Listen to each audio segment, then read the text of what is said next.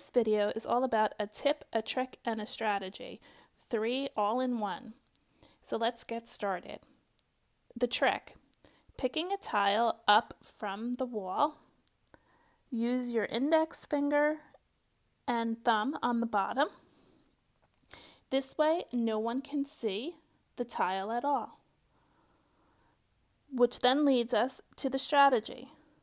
Racking your tile, placing it in the slanted part of your rack, is not a National Mahjong League rule, but a very good strategic way to play.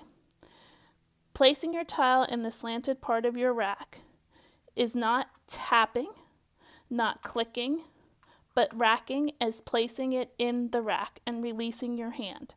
At this point, it is now your turn, and a bonus, you have stopped the play of the previous discarded tile from being called. The tip: get into a good habit. Once it's racked, it's now your turn and you have control. Take a minute to see what tile you picked up, but really, no need. You have plenty of tiles to discard, and to move the game along, I would discard. Right before you discard, though, take a peek and see if there are any joker exchanges to be made. Don't miss that opportunity.